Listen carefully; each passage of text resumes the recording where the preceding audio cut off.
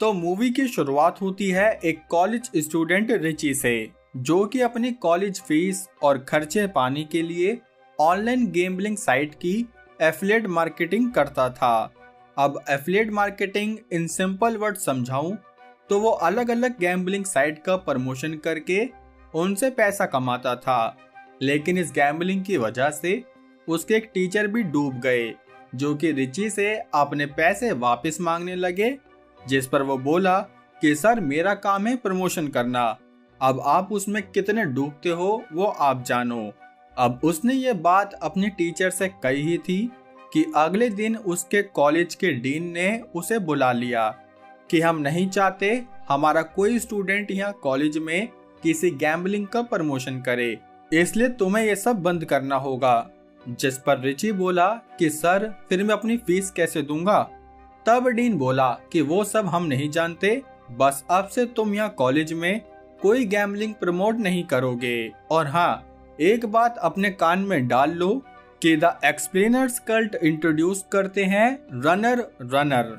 तो अब ये सुनकर वो टेंशन में आ गया कि फीस कैसे भरूंगा, जिस टेंशन में उसने अपनी सारी सेविंग से गैम्बलिंग करने का ट्राई किया, जहाँ वो पहले तो काफी गेम जीता, लेकिन तभी अचानक से उसकी सारी बाजी उल्टी पड़ने लगी, जिससे कि वो अपना सारा पैसा तो हारा ही, पर उसे ये भी फील हो गया कि शायद गैम्बलिंग में किसी ने उसके साथ चीटिंग की है, क्योंकि एकदम से उसकी सारी चाल उल्टी पड़ने लगी थी। इसलिए उसने सोचा कि मैं इसकी रिपोर्ट इस गैम्बलिंग साइट के ओनर इवान को करूंगा, लेकिन उसे इवान की इंफॉर्मेशन कहां से मिलेगी? ऑफ कोर्स उसके जुआरी डैड हैरी से, जो कि अलग अलग कैसीनो में जाकर अपनी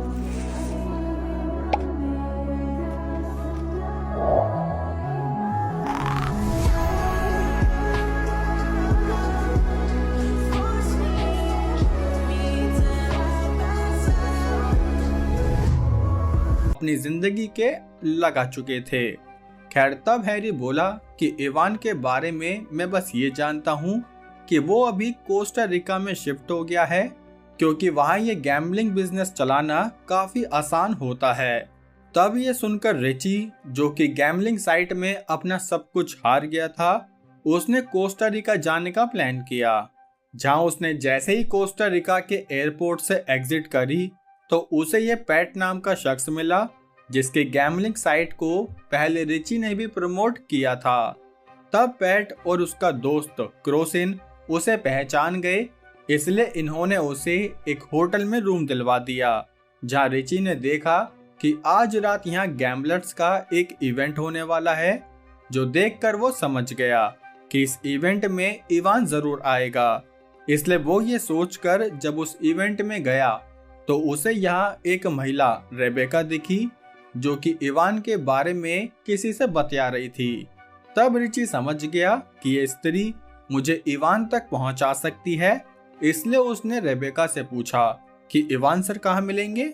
जो सुनकर रेबेका उसे इवान के पास ले आई, जहाँ रिची उससे बोला कि सर मैंने आपकी साइट में एक हैकर को आइडेंटिफाई किया है, जिसने मेरे साथ $17,000 का फ्रॉड किया, जिसके लिए उसने कुछ डॉक्यूमेंट और प्रूफ भी दिखाए, जिन्हें देखकर इवान ने अभी के लिए उसे गुड नाइट कहकर यहाँ से भगा दिया।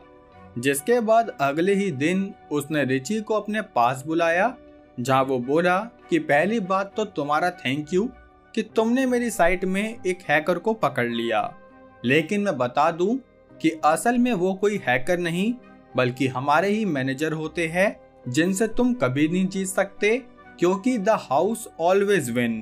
तब ये सुनकर रिची बोला कि ऐसे तो फिर ये फ्रॉड हुआ। जिस पर इवान बोला कि देखो, मैंने तुम्हारे $17,000 वापस तुम्हारे अकाउंट में डलवा दिए हैं, साथ ही तुम्हारे टैलेंट और इंटेलिजेंस को देखते हुए मैं तुम्हें अपने साथ काम करने का भी मौका देता हूँ, जिसके लिए तुम्हें 7 डिजिट सैलरी और एक लग्जरी लाइफ भी मिल जाएगी।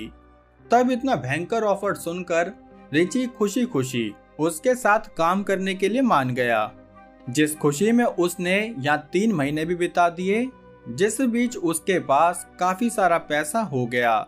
लेकिन अभी भी उसे कुछ कमी खल रही थी। पता है किसकी? अपने डैड की नहीं, बल्कि इवान की बंदी रेबेका की, क्योंकि वो रेबेका को पहली नजर में ही पसंद करने लगा था। लेकिन क्या करे, बॉस की बंदी है भाई, ज्यादा हाथ पैर नहीं हिला सकते। और दूसरी तरफ इवान एक ऑफिशियल चंगे को मंथली पैसे देने पहुंच